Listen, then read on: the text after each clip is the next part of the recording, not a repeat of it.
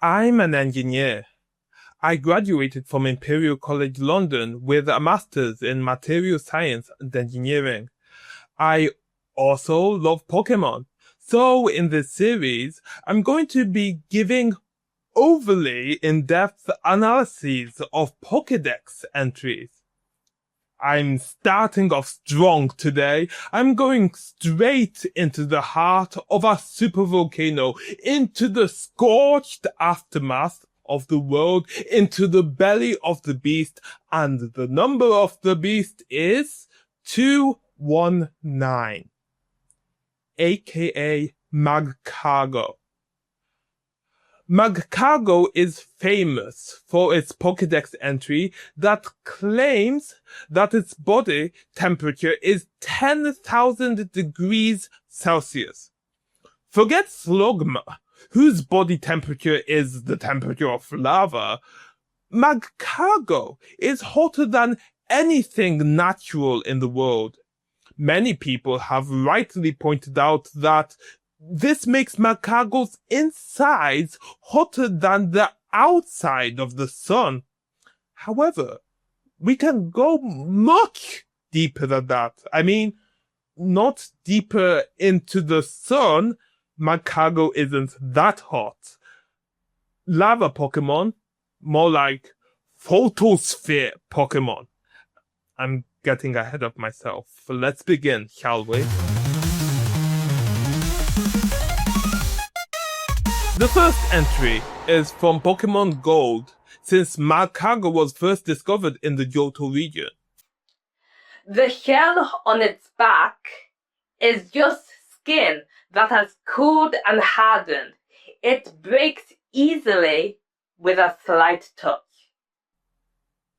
If Slugma is a Slugma, then Magcargo is a snail carrying the cargo of crusty magma. Technically, lava. Magma is below the ground, lava is above ground. Snails have a single layer of cells on their foot which separates their internal organs from the outside world. Moreover, they secrete mucus, which allows them to move. Let us suppose for a moment that Magcargo is simply made of lava, as its category would suggest. Then its skin would be the constantly moving lava that oozes from Magcargo's mantle. This would result in convection currents, just like the ones seen in the Earth's mantle. In snails, the mantle is an organ responsible for secreting the shell material, chiefly a cocktail of proteins, as well as the mineral calcium carbonate. Magcargo's shell, however, is simply made of the same material as its body, but cooled down. It could be that Magcargo's mantle secretes a substance that increases the melting temperature of the lava used for its shell. However, the Pokédex clearly states it hardened as a result of cooling, which suggests that the shell is somehow being cooled down enough to solidify. The temperature at which something melts is the same temperature as when it freezes, because temperature stays constant during our phase transition. The melting temperature of lava, i.e. rocks, is around 1000 degrees Celsius. Immediately, this makes Magcargo extremophilic, if we are to believe it isn't a ghost type that possessed lava. Importantly, notice that I said the melting temperature is around 1000 degrees Celsius. This is because there are different kinds of rocks that melt at different temperatures. Overall, the melting temperature of rocks can be as low as 700 degrees Celsius and go all the way up to 1,300 degrees Celsius. That would mean Magcargo shell would need to be as much as 600 degrees Celsius cooler than the rest of its body.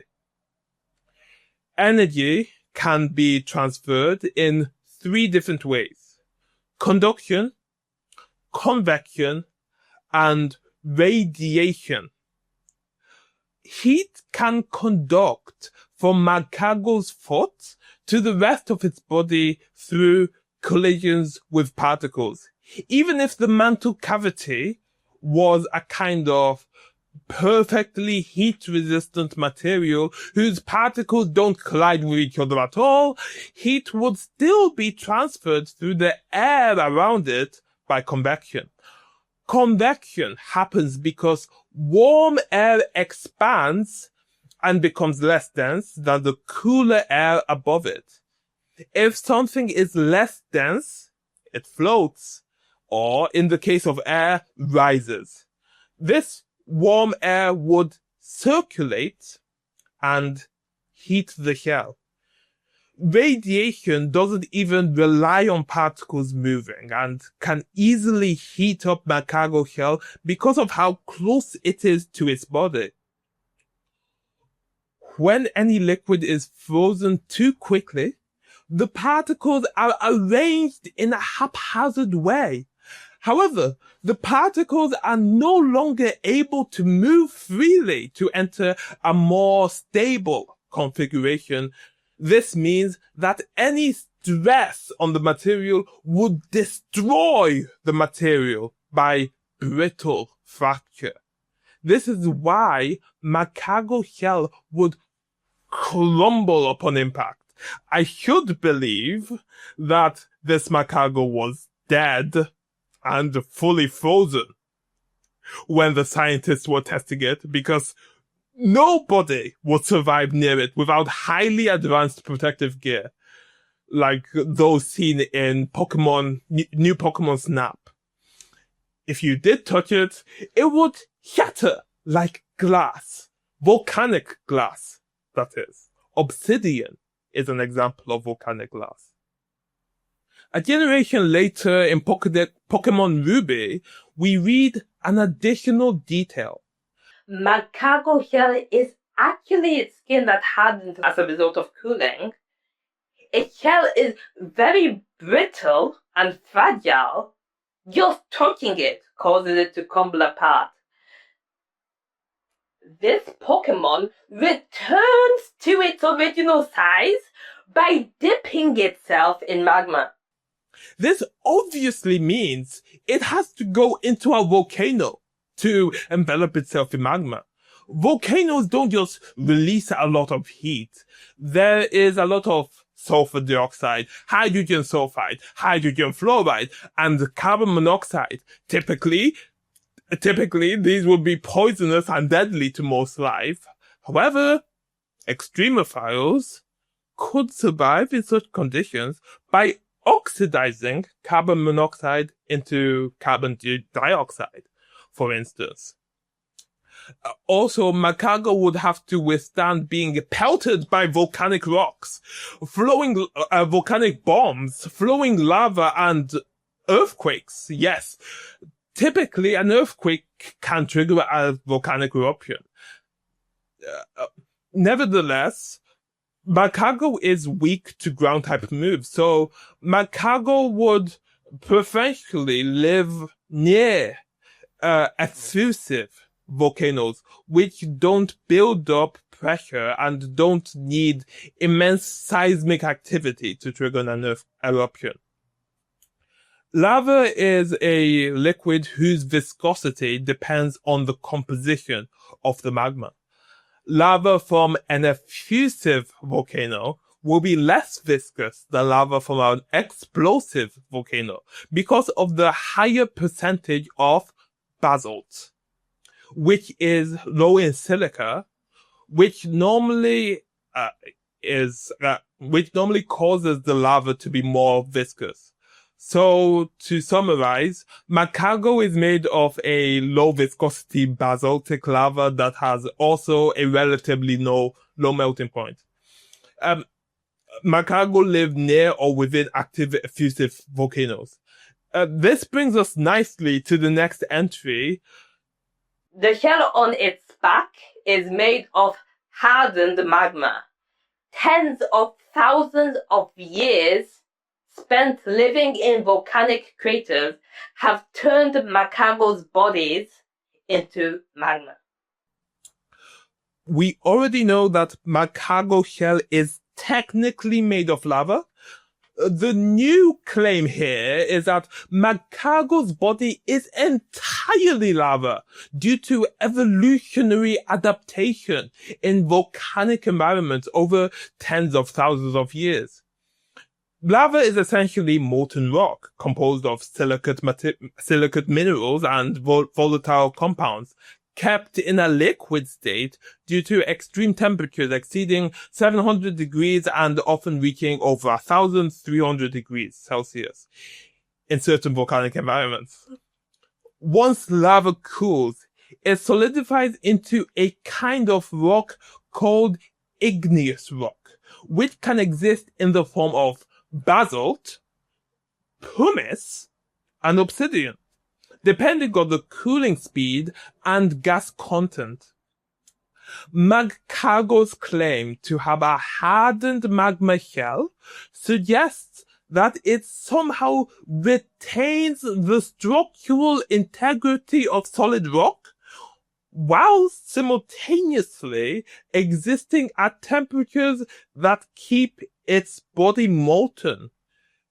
This obviously presents a paradox. One, if the shell is actually hardened, then it has cooled and solidified, but in that case, how does Magcargo move without breaking it? Solidified lava like basalt is incredibly brittle. Even volcanic glass such as obsidian would be prone to fracturing with minimal stress. Two, if the shell isn't fully solidified, then it would behave more like a sluggishly moving lava flow rather than a shell. This would make Magcargo more of a semi-fluid blob than a structured creature. I mean, it would justify the resemblance of Magcargo to escargot.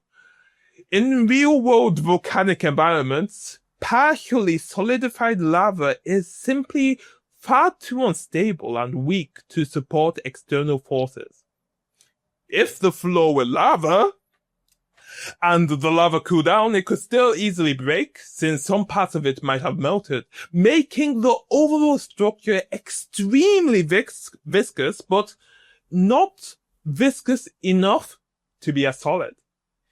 If Magcargo were truly carrying around a shell of hardened magma, even the slightest motion could cause it to crack and collapse into a pool of igneous rock. Now for the evolutionary claim.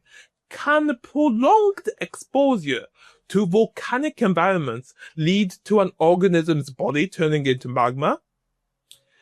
Biologically speaking, living organisms maintain structural integrity through cells, proteins, and complex organic chemistry, all of which break down at extreme temperatures. Most proteins begin to denature at above 45 degrees Celsius. 45. And human body tissue begins to suffer irreversible heat damage above 50 degrees Celsius. Even extremophiles on Earth, organisms that thrive in extreme heat, have only been seen at the maximum temperature of 122 degrees Celsius, which is therefore the highest known threshold for life. For Magcargo to be made of lava, its body would need to consist of molten silicate minerals rather than biological material. That means no cells, no DNA, and no metabolic functions in any conventional sense. Although You probably have surmised that by now, even if we stretch definitions to include some theoretical silicon-based life form, the temperature involved in molten rock, 700 to 1300 degrees Celsius, would be too extreme for even the most heat-resistant chemical bonds to remain stable. A more realistic evolutionary adaptation would be heat-resistant extremophile-like biology, not a transition into literal lava. If Magcargo had some form of highly specialized heat-resistant exoskeleton, akin to the scaly-foot gastropod, which incorporates iron sulfide into its shell to withstand hydrothermal vents, that might be more plausible. But a fully lava-based body defies the principles of biology, chemistry, and physics. Okay, I think we need to take a break before we break down the breakthrough headline. Magcargo is hotter than the sun.